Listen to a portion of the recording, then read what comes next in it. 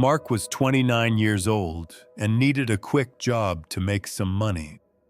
He had found work as a night custodian at an old hotel in a small rural town in Montana, a place where everyone knew each other, but the hotel had been closed for a long time, only used during the summer by a few tourists.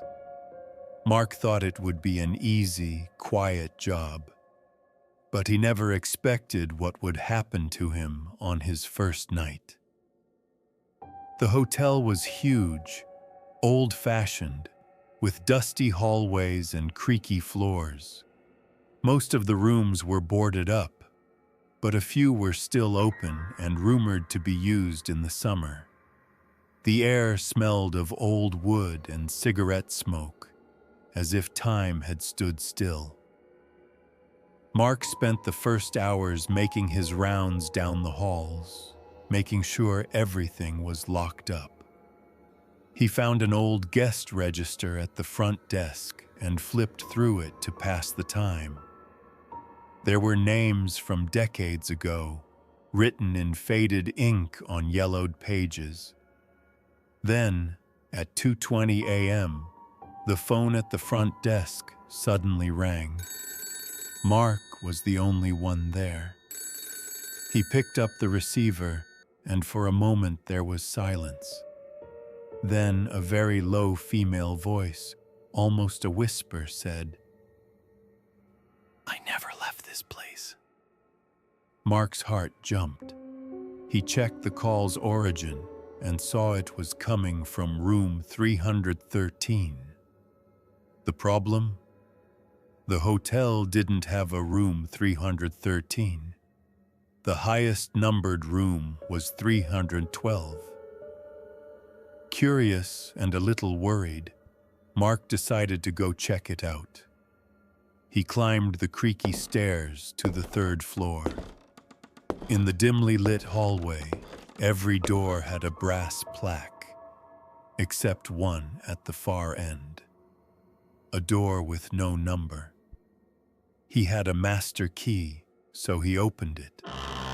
Inside it was cold and smelled like mold. The bed was unmade, and on a chair lay a faded, yellowed dress. On the nightstand was a handwritten note. "I didn't come down for dinner. No one came looking for me. Signed, Clara. 1987. Suddenly, Mark heard footsteps behind him.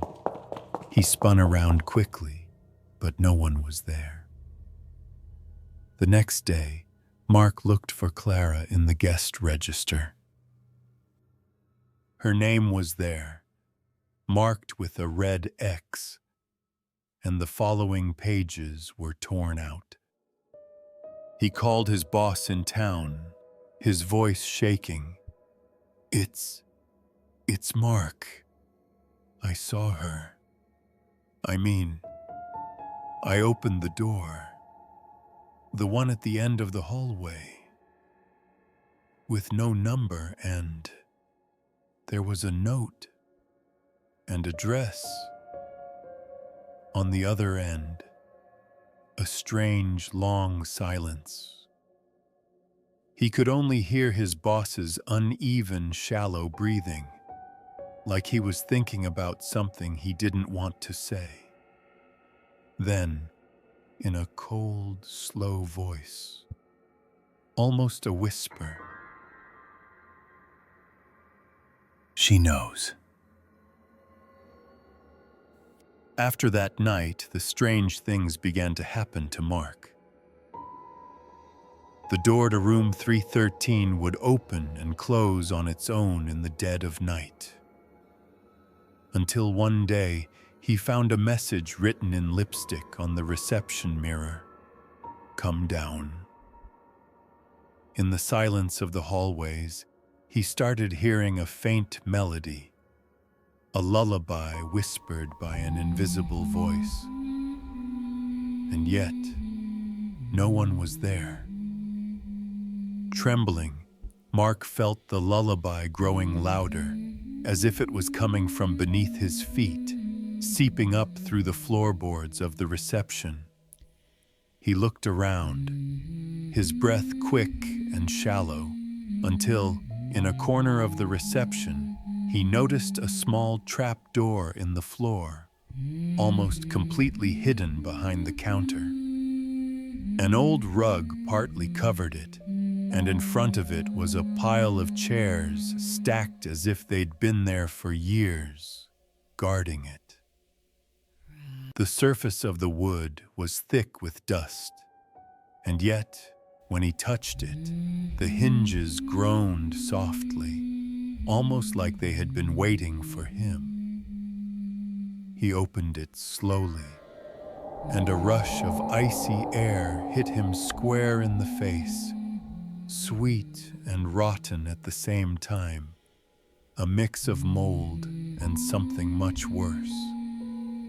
He stepped down the creaking stairs one at a time until the darkness swallowed him completely.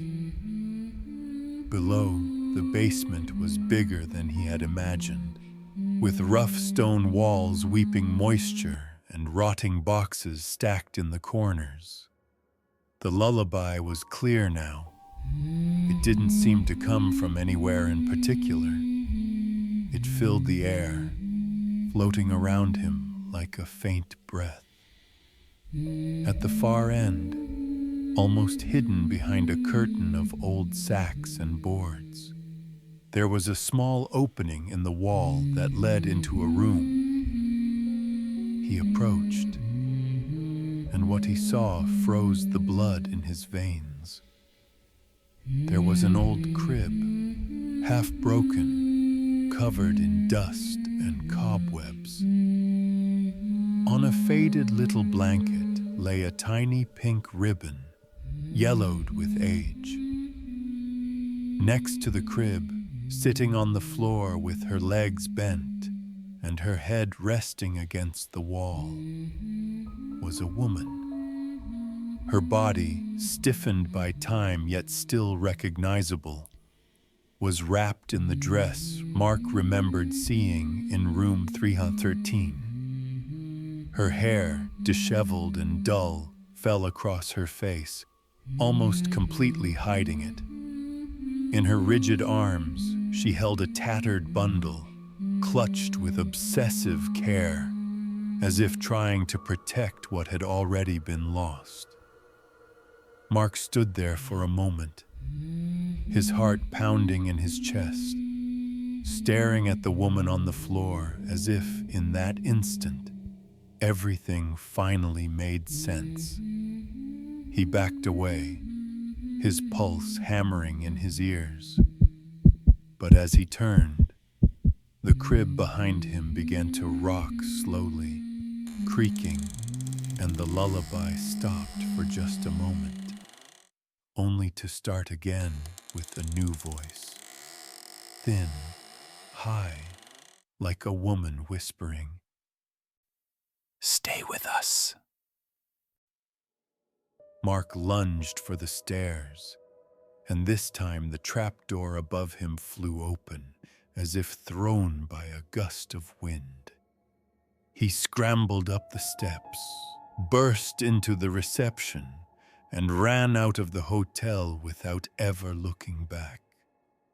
Only when he was outside, his breath ragged and the cold biting at his skin, did he realize he was holding something in his hand, something he'd instinctively grabbed in the darkness next to the crib. It was a brass tag, cold and dirty, with a number engraved on it. 313.